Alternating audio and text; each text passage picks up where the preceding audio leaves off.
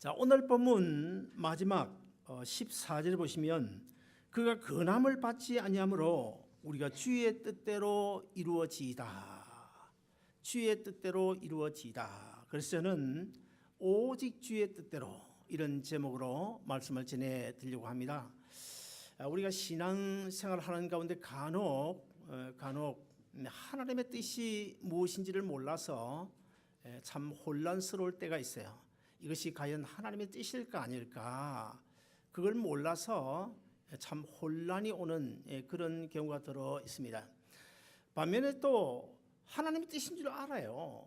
하나님의 뜻인 줄 분명히 믿어져요. 그럼에도 불구하고 그 하나님의 뜻에 따라 순종하지 아니하고 내 마음대로 내 생각대로 하다가 낭패를 보는 그런 경우도 많이 있습니다. 사실 우리가 인생을 살아가는 동안에 우리 하루하루의 삶이라는 것이 어쩌면은 저 38선 부근에 있는 지뢰밭을 걷는 것과 같지 않습니까? 여러분, 이 지뢰밭, 우리가 지뢰밭 걸을 이유는 없겠지만 지뢰밭을 걸을 때는 반드시 앞선 인도자가 한 발짝 두 발짝 조심스럽게 걸어갈 때 앞선 인도자가 떼어놓는 그 발자국을 보고 그 발자국을 더듬어서 한 발 두 발 떼어 놓으면서 따라가야 지뢰가 터지지 않는 것입니다. 그와 같이 우리 예수 믿는 성도들은 언제나 하나님의 말씀과 기도를 통하여 하나님의 뜻이 무엇일까, 하나님의 뜻을 따라 순종하며 나아갈 때, 그럴 때 우리가 성공적인 인생이 될 수 있는 것입니다. 우리가 하나님의 뜻을 따르다 보면 힘들고 어려운 때가 있어요. 간혹 지금 당장에는 힘들고 어렵고 고통스러운 문제가 앞을 갈 때가 있습니다. 그럼에도 불구하고 끝까지 우리가 믿음으로 하나님의 뜻을 따라가면 마지막에는 반드시 승리하고 성공하게 되는 줄로 믿습니다. 왜 그렇습니까? 성경적으로 로마서 8장 32절을 보시면 우리가 믿는 하나님, 우리가 섬기는 하나님, 나와 임마누엘로 함께 계시는 하나님, 나를 도와주시는 에벤네셀의 하나님은 합력하여 선을 이루시는 분이시기 때문입니다. 그런데 문제는 우리가 하나님의 뜻이 무엇인지 모르는 이것이 사실은 큰 문제예요. 그래서 우리가 하나님 앞에 뭐라고 말합니까? 하나님께서 이 문제, 정말 하나님의 뜻이 어디 있는지, 어떻게 하는 것이 하나님의 뜻인지 가르쳐주면 좋을 텐데, 분명하게 가르쳐주면 좋을 텐데 왜 하나님께서 가르쳐주지 않는 것일까? 이런 하나님에 대하여 우리가 반문을 하는 경우가 있는데, 여러분 정말 하나님께서 가르쳐 주시지 않을까요? 하나님께서는 우리 삶 속에 구체적으로 간섭하시고 섭리하시고 우리가 어떻게 살아야 될 것을 분명하게 확인해주고 가르쳐주고 있습니다. 그러면 왜 하나님께서 가르쳐 주시는데 왜 우리가 혼란을 경험해야 되고, 왜 우리가 어려움을 겪어야 되고, 왜 우리가 힘들게 살아가야 되는 것일까? 그것은 세 가지 이유가 있는데요. 첫째는 이 하나님의 뜻을 우리가 분별하지 못하는 것인데, 왜 분별하지 못하는 것입니까? 하나님의 뜻을 분별하기 위해서는 기도를 통해서 하나님의 말씀을 통해 분별하게 되는데, 우리가 기도 생활을 하지 않기 때문이고, 그리고 하나님의 말씀을 가까이 하지 않기 때문에 하나님의 뜻을 우리가 분별하지 못하는 것입니다. 그 다음에 두 번째는 우리 영의 눈이 어둡고 또 영의 귀가 어두워서 하나님이 인도하고 계시는데, 하나님이 분명 나와 함께 계시는데 그분 하나님을 우리가 보지 못하는 거예요. 영의 귀가 어두워서 하나님이 나에게 하시는 그 말씀을 우리가 듣지 못하는 거예요. 그리고 마지막 세 번째로는 우리의 인간적인 욕망, 그리고 우리를 언제나 믿음에 대해서 넘어뜨리려고 동분서주하고 있는 사탄 마귀가 우리 마음속에, 우리의 생각 속에 간섭하지 못하도록 해야 되는데 자꾸만 세상 욕망에 휩쓸려 가지고 허용하기 때문에, 그래서 우리가 하나님의 뜻을 분별하지 못하는 것입니다. 사람들은 하나님은 사랑하시냐 아니냐, 하나님은 사랑이신데 사랑이신 하나님, 그러면 우리가 예수 믿고 하나님의 자녀 되었으면 좋은 길만 인도해 주시는 것이 아닌가, 그리고 언제나 좋은 것으로만 우리에게 나타내 보여주시지 않는 것인가, 이런 생각을 가지게 됩니다. 그러나 여러분, 인생을 살아보면요 반드시 좋은 것으로만 인도해 주시지 않습니다. 여러분 우리가 히브리서 11장에 보시면 신구약 성경 전체, 구약 성경 전체에서 정말 믿음이라고 그러면 나는 2등 가라면 서럽다, 내가 1등이다, 이런 사람들만 전부 쭉 모아놨어요. 히브리 11장에 모아놓고 한 사람 한 사람 그들의 믿음의 내용이 무엇인지를 소개하고 있는데요. 자, 히브리서 11장에 나오는 그 믿음의 사람들, 믿음의 대가들, 믿음의 선진들, 그들의 삶을 한번 성경을 통해서 우리가 되새겨 보세요. 환난 당하지 아니하고 고난 당하지 아니하고 일평생 순탄하게 평탄하게 아무런 어려움 없이 온 사람 단 한 명도 없습니다. 다 고난과 환난을 통해서 주님을 따라와 주님의 뜻을 분별하고 하나님을 따라왔고, 그런 그들이 믿음 지키고 하나님을 따라올 때 결국 마지막에는 성공적인 인생 되게 하셔서 하늘나라를 소유하게 되는 놀라운 축복을 받게 되는 것입니다. 그래서 우리는 하나님은 사랑이기 때문에 모든 것이 좋게 나타나야 그것이 하나님의 뜻이다, 그런 생각은 버려야 됩니다. 예수 믿으면 교회 처음 나오면 반드시 하나님께서 복 주실 거야, 만사 형통할 거야, 이건 잘못된 생각입니다. 사실 그렇지 않습니까? 예수 믿지 않는 사람들 전도하면 예수 믿으면 참 복 주고 복 받고 잘 되는가 보다, 만사 형통하는가 보다, 그래서 예수 믿고 교회 나옵니다. 교회에 나오고 한 달, 두 달, 1년, 2년 나오는데 예수 믿기 시작한 이후부터 오히려 예수 믿기 전보다 더 잘 안 되는 경우가 훨씬 더 많아요. 그러므로 우리 하나님께서는 우리를 아주 내 자녀이기 때문에 형통한 길만 인도하지 않는다는 거예요. 왜 그럴까요? 이 세상에 우리가 육신을 입고 살아가는 이 기간은 하나의 훈련 기간입니다. 그러므로 구원 얻은 내 영혼의 집인 육체가 이 땅에 살아가는 동안에 이 세상에서 70년이든 80년, 100년이든 간에 훈련이 돼. 어떤 훈련을 하는 것입니까? 베드로전서 1장에 보시면 하늘나라를 이렇게 소개해요. 하늘나라는 썩지 않고 더럽지 않고 새하지 않는 곳이다. 범죄한 인간 죄로 오염되어 더럽지 않습니까? 그리고 또 우리는 나이가 들어가면 늙고 병들게 돼요. 쇠하게 돼요. 그리고 또 우리는 결국 이제 이 땅에 살다가 마지막 결국 죽고 말 수밖에 없는데, 자, 그런 우리가 더럽고 쇠하지 않고 더럽지 않고 이런 그 하늘나라, 범죄한 인간의 모습으로 어떻게 들어갈 수 있습니까? 그래서 훈련이 필요하다는 거예요. 하늘나라 백성에 걸맞는 훈련이 필요한데 그 훈련을 언제 시키는가 하면 우리 영혼이 구원 얻고 구원 얻은 내 영혼의 집인 육체가 이 땅에 살아가는 동안에 하나하나 훈련시키고 마지막에 내가 거룩하니 너희도 거룩하라. 하늘나라 백성에 걸맞게 훈련시킨 다음에 우리를 하늘나라를 인도하신다. 이것이 성경입니다. 자, 오늘 본문에 보시면 사도 바울이 그러니까 전도 여행을 1차, 2차, 3차, 우리 신학자들 4차로까지 봅니다. 자, 지금 오늘 본문에서는 사도행전 1차, 2차, 3차 전도 여행을 끝냈어요. 나중에 이제 4차 전도 여행이 어디서 이루어집니까? 예루살렘에 올라갔다가 그다음에 로마로 제수의 신부로 압송되어 갔다가 로마에 가서 이제 마지막 4차 전도 여행을 하게 되는데, 뭐 3차를 하기도 하고 4차라고 나누기도 하는데, 아무튼 간에 3차 전도 여행을 끝나고 예루살렘으로 올라갑니다. 그동안 전도해서 교회를 세우던 여기저기 많은 교회를 세웠는데 이제 거슬러서 지금 예루살렘으로 올라가는데 가는 곳곳마다 사도 바울의 제자들, 사도 바울이 전도했던 교회와 성도들이 있었습니다. 근데 사도 바울이 예루살렘으로 올라가려고 하니까 그 주위에 사도 바울을 알고 있는 성도들, 따르던 제자들이 하나같이 반대하는 거예요. 예루살렘 올라가면 안 된다. 왜 반대하는 것입니까? 예루살렘에 흐르고 있는 그 공기, 그런 그 분위기를 이들이 알고 있기 때문입니다. 우리의 선생 사도 바울이 예루살렘 올라가면 체포되게 될 것이고 결국에 잘못하면 죽을지도 모른다, 이런 소식을 알고 있기 때문에 사도 바울이 예루살렘 올라가는 것을 극구 지금 만류를 하고 있는 것입니다. 자, 그렇다고 한다면 우리가 이런 의무를 제시할 수 있습니다. 오늘 본문에 보면 다 하나님의 예언을 받아요. 예언을 받고 그 예언에 근거해가지고 사도 바울을 예루살렘으로 올라가지 못하도록 지금 만류를 하고 있는데, 그러면 그 예언 받은 사람들이 그러면 다 불신앙적인 사람들일까? 믿음 없는 사람들일까? 결코 그렇지 않습니다. 다 성령 충만한 사람들인데 오늘 본문 4절을 같이 한번 읽어보실까요? 우리 같이 읽겠습니다. 시작.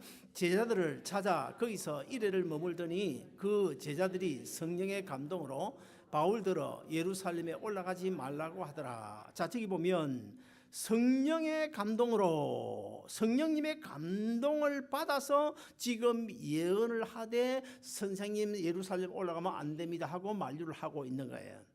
그리고 좀 더 지나가서 오늘 보면 8절 9절에도 보면 사도 바울이 가이사랴에 도착을 했습니다. 그 가이사랴는 누가 살고 있냐면 초대교회 7집사 중에 한 사람인 빌립 집사님이 거기에 살고 있었는데 그 빌립 집사의 딸들조차도 오늘 본문에 보시면 다 예언하는 자들이었다, 그렇게 소개를 하고 있고, 그 빌립 집사 집에서 며칠 있는가 하면 일주일 동안 머물게 돼요. 예루살렘 올라가는 길목에. 그 가이사랴 빌립 집사의 집에 일주일을 머물고 있는 동안에 누가 오느냐 하면 유대 예루살렘에 있는 아가보라는 선지자가 역부로 지금 사도 바울을 만나게 하여 왔어요. 왔는데 자, 거기 이제 제자들이 삥 둘러 있습니다. 그런데 이 아가보라는 사람이 자기가 예언을 받았다면서 어떻게 시청각적인 그런 예언을 지금 어떤 예언을 받았는지를 이야기를 하고 있어요. 먼저 가서 사울의 그 허리띠를 풉니다. 바울의 허리띠를 풀어가지고 그 허리띠를 가지고 자기 허리를 묶어요. 자기의 손발을 다 묶어요. 그러면서 뭐라고 하는가 하면 사도 바울 스님이 예루살렘 같이 올라가게 되면 이처럼 됩니다. 이처럼 꽁꽁 묶여 결박당하고 결국에 잘못하면 죽음에 이를 수도 있습니다. 그러니 절대로 올라가면 안 됩니다. 내가 성령으로부터 예언을 받았습니다. 이렇게 지금 만류를 하고 있는 거예요. 근데 이 아가보가 받은 예언, 이게 진짜일까요? 진짜입니다. 진짜 맞아요. 성령님이 주신 예언 틀림없어요. 그런데 문제가 뭐냐? 이 아가보의 예언은 진짜인데 그 예언에 대한 해석이 문제였다는 거예요. 그래서 오늘 본문 12절을 보시면 우리가 그 말을 듣고 그곳 사람들과 더불어 바울에게 예루살렘으로 올라가지 말라 하더라. 예루살렘에 올라가면 결박과 환난이 기다리고 있다고 한 이 예언, 분명 성령님이 주신 예언이 맞습니다. 그러나 이 예언을 어떻게 해석합니까? 아가보를 비롯하여 거기에 모인 제자들이 어떻게 해요? 하나님께서 이런 예언을 주신 것은 사도 바울을 절대로 예루살렘으로 올라가게 내버려 두면 안 된다, 만류해라, 이런 식으로 해석을 해버립니다. 여러분, 정말 그럴까요? 그러나 이 예언 분명 성령님이 주신 거 틀림없지만은 이 예언은 분명히 사도 바울이 예루살렘 올라가면 환난을 당하고 결박을 당하게 될 텐데, 그러므로 너는 사도 바울이 예루살렘 올라가면 안 된다, 그런 뜻으로 준 예언이 아니고 뭐예요? 분명 결박은 당하게 될 것이다, 환난은 당하게 될 것이다. 그러니 너는 올라가되 마음을 담대히 하고 기도하고 하나님의 능력을 힘입어서 올라가서 당당하게 임해라, 이런 뜻으로 준 예언이에요. 그 해석의 차이가 얼마나 다릅니까?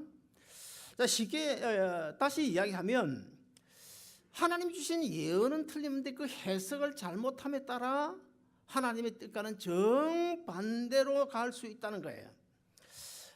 여러분, 예수님이 지난 전주일 종려주일이죠. 종려주일날 나귀 새끼를 타고 예루살렘 성으로 올라가셨는데, 자, 예수님께서 왜 예루살렘 성에 들어가셔야 했습니까? 3년 공생의 말년에 왜 들어가야 했습니까? 하나님의 그 인류 구원 계획, 그 계획을 십자가에 달려 죽으심으로 성취하시기 위하여 예루살렘으로 올라가셔야 했습니다. 올라가셔야 했어요. 근데 사실 예루살렘으로 올라가는 그 예수님의 모습을 두고 우리가 하나님 입장에서 생각해 보면 너무나 슬픈 일이죠.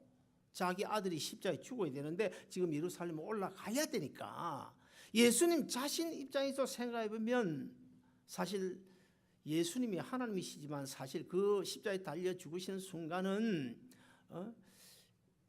인간의 그 인성도 가지고 계시거든요. 그러니까 십자가에 달려 고통당한 것이 하나님뿐이라면, 신성뿐이라면 전혀 고통당할 이유가 없죠.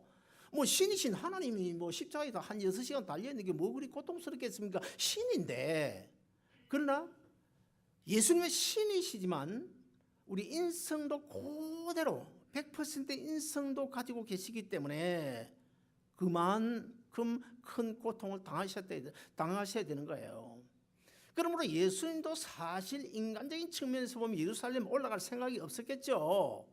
그러나 하나님의 구원 계획을 성취해야 되기 때문에, 범죄한 인류를 다 구원해야 되기 때문에 내가 예루살렘을 올라가야 되고 십자가에 달려 죽어야 된다. 그와 똑같이 오늘 본문에서 이 사도 바울도 예루살렘에 왜 올라가려고 하는 것입니까? 예루살렘에 올라가면 결박당하고 환난당할 거 이 사도 바울이라고 몰랐겠습니까? 알았습니다. 알고 있었습니다. 알고 있음에도 예루살렘으로 올라가야 되는 이유가 무엇입니까? 예루살렘에 올라가서 결박을 당하고 환난을 당한 끝에 결국 이제 재판정에 서게 되고, 그 재판정에 서고 결국 이제 마지막에 로마 가이사 황제 앞에 압송을 당해가지고 가이사 황제 앞에 가서 거기서 이제 복음을 전하다가 순교해야 될 이 사명감을 사도 바울은 너무나 잘 알고 있었기 때문에 하나님의 사함이 주신 사명을 감당하기 위하여 지금 올라가게 되는 것입니다. 여러분, 이 문제에 대해서 이렇게 우리가 한번 생각해 보십시다. 만약의 경우에 오늘의 본문의 주인공이 이 사도 바울이 여러분의 가족이라면 여러분 만류를 하겠습니까? 예루살렘 올라가라고 그러겠습니까? 아마 여러분 다, 저도 마찬가지예요. 만류할 거예요. 분명 만류할 거예요. 그동안 우리 피러 장로님이 10년 넘게 키르기스탄 24시간 비행기 타고 키르기스탄 선교를 다니지 않았습니까? 그래서 한 3년 전입니다. 이제 한 12여 년 키르기스탄 선교 끝난대요.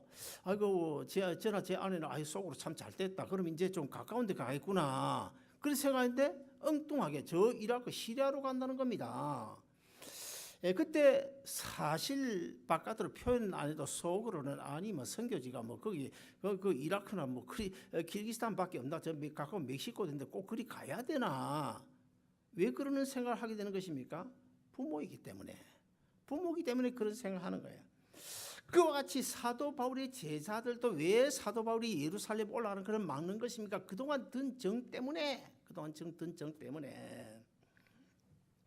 그래서 성령 하나님의 이 뜻을 예루살렘으로 올라가라고 하는 것이 아니라고 해석을 해버립니다. 정 때문에.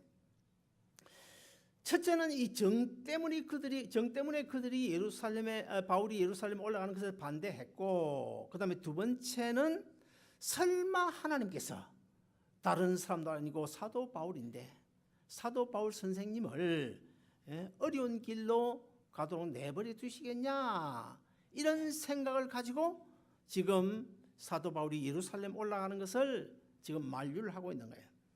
그래서 우리는 뭔가 좋지 않은 꿈이라도 하나 꾸게 되면 좋지 않은 꿈꾸면 어떻게 합니까? 이것은 하나님이 가지 말라는 꿈이다. 딱 그렇게 해석을 해버리잖아요. 그리고 또 어떤 계획을 하는데 그 계획과 비슷한 좋은 꿈을 꾸게 되면 이거 하나님 허락이야. 그렇잖아요. 그거 다 맞을까요? 그거 다 맞는 것 아닙니다. 물론 하나님께서 주시는 꿈이 좋으면, 저 경우도 좋으면 이거 혹시 하나님 뜻일 수도 있다, 그렇게 생각하지만 좋지 않은 꿈이면 이건 혹시 하나님 뜻이 아닌가 보다, 이렇게 생각해요 하기는. 그러나 여러분, 지나온 인생길을 한번 살펴보세요. 반드시 좋은 꿈을 꿨다고 해서 그것이 하나님 뜻이었습니까? 아닙니다. 설사 좋지 않은 꿈이고 내가 지금은 당장 어려움을 당하고 환난을 당한다고 하더라도 그것이 세월 지나놓고 보면 오히려 나에게 유익한 경우도 많았다는 거예요. 그렇지 않습니까? 그래서 제자들이 지금 사도 바울이 예루살렘 행을 만류를 하고 있는데, 반면에 사도 바울은 어떻게 해석합니까? 그런 예언들을 듣고 어떻게 했습니까? 오늘 보면 13절을 같이 보실까요? 같이 읽습니다. 시작. 바울이 대답하되 여러분이 어찌하여 울어 내 마음을 상하게 하느냐? 나는 주 예수의 이름을 위하여 결박당할 뿐 아니라 예루살렘에서 죽을 것도 각오하였노라 하니. 자, 저기 보면 예루살렘에서 죽을 것도 각오하였노라, 저 부분을 가리켜서 우리가 일사각오의 사도 바울의 신앙 그렇게 이야기합니다. 자, 예루살렘에 올라가면 환난을 당할 것, 그리고 결박을 당하게 될 것, 사도 바울도 알고 있었습니다. 똑같은 문제를 두고 똑같은 예언을 두고 제자들은 가면 안 된다고 만류를 해석을 하는데 사도 바울은 가야 된다고 해석을 하고 있어요. 무슨 이야기일까요? 제자들은 당장 눈앞에 보이는 사도 바울이 결박당하는 환난당하는 그 환난 자체만 본 거예요. 그것만 보고 지금 만류를 하는 거예요. 그 사도 바울은 지금 뭘 보고 있습니까? 내가 결박당한 건 틀림없어. 환난당하고 고통당한 건 틀림없어. 그러나 그 고난 뒤에, 그 환난 뒤에, 그 결박 뒤에 숨겨진 하나님의 뜻을 보았다는 거예요. 쉽게 이야기하면 하나님께서 사도 바울에게 예루살렘 사람들이 너를 결박하더라도 너는 이상하게 생각하지 말아라. 너 결박당할 거야.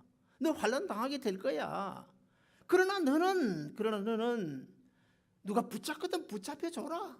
너를 결박하리거든 결박당해줘라. 그것이 내 뜻이다. 그리고 너는 올라가야 된다. 이렇게 사도 바울은 똑같은 예언인데도 그렇게 해석했다는 겁니다. 사랑하는 여러분, 사도 바울이 몰라서 예루살렘으로 올라간 것이 아니라 너무나 잘 알기 때문에 그 사건 속에 결박 뒤에 환난 뒤에 숨겨진 하나님의 뜻을 너무나 잘 알았기 때문에 올라가게 된 것입니다. 그제서 이제 제자들도 사도 바울이 예루살렘행을 막지 않죠. 그래서 오늘 본문 14절에 보시면 그가 권함을 받지 아니하므로 우리가 주의 뜻대로 이루어지이다 하고 그쳤노라. 우리가 하나님의 뜻을 알려고 할 때는요, 이 길이 편한 길인가 힘든 길인가 이 두 가지를 놓고 결정을 하면요, 하나님의 뜻을 제대로 따를 수가 없습니다. 그걸 우리가 분명히 알아야 됩니다. 하나님의 뜻은 오히려 오리무중이 됩니다. 좋은 편으로 우리를 인도하실 수 있지만 좋지 않은 환난이 필요하면 그 환난을 통해서 고난을 통해서도 우리로 하여금 성공적인 인생을 길을 가게 한다는 거예요. 그러므로 하나님께서 인도하시는 길은 무조건 편한 길이다. 그렇게 생각하면 절대로 하나님의 뜻을 따라갈 수가 없습니다. 그런데 사람들은 편안한 길만 찾잖아요. 편안한 길만. 왜요? 하나님이 설마 내가 하나님의 자녀인데 나로 하여금 이런 고통 당하게 내버려 두시겠나? 저도 흔히 그런 생각을 하고 있습니다. 그러나 필요할 때는 고난의 길도 걷게 하신다는 거예요. 바로 예수님이 걸어가신 십자가의 길이 바로 그것이었습니다. 그러면 왜 성령님이 바울로 하여금 이 결박을 당하고 환난을 당할 것을 예언을 통하여 많은 제자들에게 보여주신 것일까? 왜 보여주셨을까요? 간단합니다. 올라가지 말라는 것이 아니고 바울이 지금 결박 당하게 될 것인데 환난을 당하게 될 것이다. 그러므로 너희는 바울을 위하여 기도하라. 기도하게 하시기 위하여 지금 그런 예언을 주신 것입니다. 오늘 우리 주위에 은사 받았다는 사람들이 간혹 있잖아요. 내가 기도해서 은사를 받았다. 이런 사람들을 보면 거의 대부분이 동네방네 막 떠들고 돌아다니는 경우가 많아요. 자, 그런 경우는 결과적으로 하나님의 뜻을 방해하게 돼요. 사탄 마귀를 좋게 만듭니다. 집사님 조심하세요. 내가 꿈에 보니까 집사님 보이는데 뭔가 일이 있을 것 같아요. 앞으로 우리 교회도 이런 일이 있을 거래요. 이런 사람들, 정말 이런 사람들 우리가 조심해야 됩니다. 자, 제자들이 어쩌면 꼭 그런 건 아니지만 하나님의 뜻을 잘못 해석하다 보니까 오히려 하나님의 뜻을 방해하는 그런 자리에 이르게 됐다는 거예요. 뭔가를 미리 보여주셨으면 그것은 동네방네에 떠벌리지 말고 어떻게 기도해야 됩니다. 기도. 그냥 조용히 기도하는 거예요. 혹시 어떤 그런 이상한 것을 꿈을 보게 되면, 환상을 보게 되면 그냥 묵묵히 조용히 기도해 주는 거예요. 그런데 은사 받은 자들이요, 은사 받았다고 하는 사람들에게 오는 유혹이 두 가지가 있습니다. 첫째 하나는 자기가 받은 은사를 막 가시하려고 하는 이런 유혹이 반드시 찾아오게 됩니다. 그 다음에 두 번째는 어떤 유혹이었냐 하면 주위에 있는 사람들을 이게 겁을 줘가지고 내 곁에다 딱 붙들어 놓게 만드는 이런 유혹이 찾아옵니다.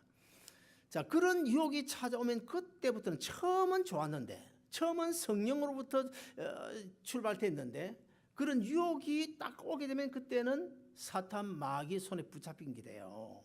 그래서 내가 기도하면 당신 일이 훤히 보여. 그럼 무섭잖아요. 아니, 보인다는데. 집사님, 내가 기도하면 보입니다.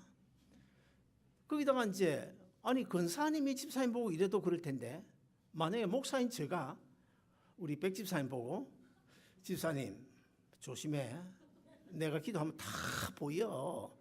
그러면 잠을 못 잘 거야 아마. 잠을. 그것도 목사가 그러면 이런 거는, 이런 경우는요, 떠 벌리는 이런 경우는 전부 가짜입니다. 가짜라고 생각하면 돼요. 그런 사람 따라가면 안 돼요. 절대 따라가면 안 돼요. 왜 그렇습니까? 우리 하나님은요, 하나님 자기 뜻을 보여줄 수 있죠. 그러나 하나님의 자기 뜻을 가지고 점쟁이 짓하는 그런 행위 결코 용납하시는 분이 아니라는 거예요. 그렇기 때문에 우리 넘어가면 안 된다는 거예요. 사도 바울이 전도 여행을 할 때 이번에만 예루살렘으로 올라가고 또 이런 하나님의 뜻을 받은 것이 아니라 전에도 베레아라든지 에베소라든지 이런 데서도 이제 이 사도 바울이 그 어떤 문제 앞에서 사도 바울을 괴롭히는 사람들 앞에 서게 됐어요. 서게 됐는데 그때는 사도 바울이 어땠습니까? 피했습니다. 복음서를 보면 예수님도 그렇죠. 예수님도 공생의 말 십자가에 달리기 전까지는 바리새인들, 서기관들 이들이 죽이려고 막 함정을 파놓고 이럴 때에 그걸 미리 알아차리고 예수님께서 피하잖아요. 피해요. 그런데 공생의 마지막에는 예루살렘으로 올라가셨고, 사도 바울도 지금 에베소나 베레아 같은 데서는 피하다가, 위험이 있으면 피하다가 이번엔 당당하게 피하지 않고 예루살렘으로 올라간다. 왜 그럴까요? 자, 우리가 한 가지 알아야 될 것은 그때는 피해야 되는 것이 하나님 뜻인 줄 알았대요. 예수님도 마찬가지예요. 그러나 이번에는 피하면 안 된다. 예루살렘으로 올라가야 되는 것이 하나님의 뜻인 줄 알았기 때문에 이번에는 당당하게 올라가는 거예요. 그러므로 우리가 두 가지를 알아야 됩니다. 첫째 하나는 이때가 피해야 될 때인가? 그럴 때는 우리가 피해야 됩니다. 피해야 되는 것이 하나님 뜻이라면 피해야 됩니다. 그러나 피해야 될 것이 아니고 하나님을 믿는 믿음 가지고 당당하게 정면 돌파해야 된다. 이것이 하나님 뜻이다 하면 우리 정면 돌파를 해야 되는 겁니다. 그래서 우리가 기도를 통해서 성경 말씀을 통해서 하나님의 뜻을 분별하는 지혜가 필요하다는 거예요. 사랑하는 여러분, 창세기 보면 이제 요셉이 17살 그 어린 애띤 나이에 애굽에 그 종으로 팔려가지 않습니까? 만약의 경우에 요셉이 종으로 팔려가지 않았다면 나중에 어떤 결과가 나왔을까요? 요셉이 17살 어린 나이에 애굽의 종으로 팔려가지 않았다고 한다면 그 당시 애굽은 지금 미국보다 더 강대한 최강대국이었었는데 어떻게 요셉이 30살 나이에 애굽의 총리가 될 수 있습니까? 총리 못 되죠. 무슨 방법을 해가 되겠습니까? 꼭 총리나 뭐가 되려면 엄청나게 부잣집이 나야 돼. 그래가지고 애굽의 카이로에 유학을 가야 돼. 유학 가서 대학에서 공부를 하다가 그 다음에 이제 왕자나 또 공주나 누구를 만나야 돼. 그래 공주의 공주와 만나 연애를 해가지고 그 집에 왕의 사이가 되든지 그래야 총리가 될 수 있을지도 모르겠어요. 그러나 요셉이 무슨 재주로 애굽의 총리가 30살 때입니까? 종으로 팔려가기 때문에 그 종으로 팔려가는 것이 하나님의 뜻이었기 때문에 얼마나 그 종살이 누명을 둘러서고 감옥살이 얼마나 힘들고 괴로웠겠어요. 그러나 그것이 하나님의 뜻이라는 거예요. 하나님의 뜻을 따르다 보니까 30세 총리가 됐고 애굽의 총리가 되고 나니까 어떻게 자기 형제간들 다시 말하면 야곱의 자손들 70명이 애굽에 들어가게 되고 야곱의 자손들 애굽에 70명이 들어가니까 어떻게 해요? 이스라엘이라고 하는 큰 민족을 이루게 되고 결국 이제 옛날 아브라함에게 할아버지 아브라함에게 약속한 그 약속의 땅 가나안 땅에 큰 민족을 이루어 들어가게 되고 그래서 그 아브라함의 약속이 이스라엘 민족을 통하여 전 세계에 복음이 전파되게 해서 오늘 우리도 이 자리에 앉아 있을 수 있게 됐다는 거예요. 그리고 오늘 본문의 사도 바울도 보면 사람들의 만류에 따라서 예루살렘으로 올라가지 않고 포기했다면 어떻게 될 뻔했습니까? 만약의 경우에 사도 바울이 예루살렘에 올라가지 않았다면 결박당할 일은 없었을까요? 로마는 가지 못했습니다. 결박을 당하고 환난을 당하기 때문에 예루살렘으로 올라가기 때문에 로마로 가게 된 거예요. 로마로 갔는데 어떻게 해요? 제수의 신분으로 로마에 가서 그 감옥살이를 어디서 합니까? 황실 감옥살이를 하고 있습니다. 황실 내에 있는 감옥에 들어가게 돼요. 그러니까 상당히 자유가 있었고 누구를 자연히 접할 수 있게 됐습니까? 황실의 고관들을 접촉할 수 있게 됐고 그래서 그 황실 그 고관들에게 그리스도의 복음을 전하게 됐고 그 당시에 로마는 세계 최강대국이었기 때문에 로마의 복음을 전하는 것은 바로 전 세계의 복음을 전하는 거나 같기 때문에 사도 바울이 로마에 가서 제수로 마지막에 순교는 했지만 그 전파한 복음이 어떻게 해요? 로마에서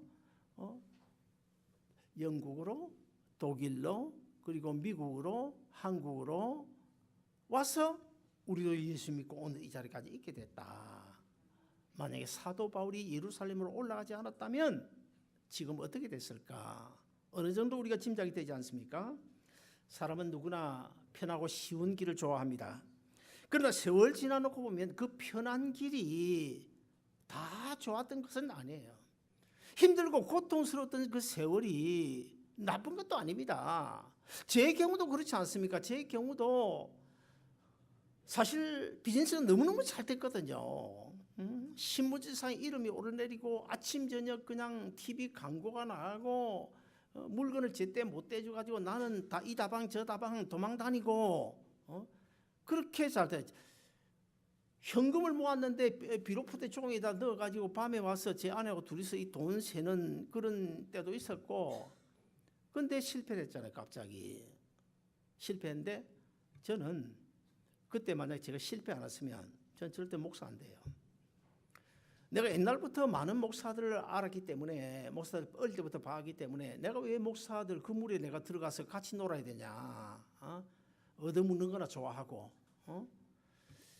그래서 부자 장로 돼가지고 예배당이나 2개 지으면 되지. 실제 제가 건축위원장 맡아 예배당 2개 지었잖아요. 또 비즈니스가 실패하지 않았다면 예배당 2개가 아니라 예배당 5개, 6개도 지으면서 저는 장로했죠. 그러나 비즈니스 실패를 통하여 우리 어머니의 기도가 생각나게 되고 우리 어머니는 더 세게 기도하게 되고 하나님은 주위 많은 사람들을 통하여 저를 콜링하게 되고 결국 목회자가 됐다. 지금 와서 생각해 보면 그때 그 어려운 고난의 길을 걷지 않았다면 절대로 내가 오늘 이 자리에 오지 못했다. 그렇다 보면 지금 눈앞에 좋은 일이라고 일이 생겼다고 해서 그것이 영원히 좋은 것은 아니다. 지금 당장 힘들고 어려운 고난이라고 하더라도 세월 지나고 보면 그것이 내게 유익될 수 있다는 거예요. 그래서 시편 기자가 뭐라고 말했습니까? 고난이 내게 유익이라. 사랑하는 여러분, 하나님의 뜻을 알면 길이 열립니다. 하나님이 원하시는 길로 가면 성공합니다. 아무쪼록 오늘 본문의 사도 바울처럼 하나님의 뜻을 잘 분별해야 돼. 기도로 말씀으로 잘 분별하고 내 인간적인 욕망이 내 생각 하나님의 계획 속에 개입하지 못하도록 사탄 마귀가 틈타지 못하도록 믿음으로 바로 서고 끝까지 예수 그리스도 십자가를 따라 성공적인 인생 살아가는 여러분 모두 되시기를 주님을 축원드립니다. 기도하겠습니다.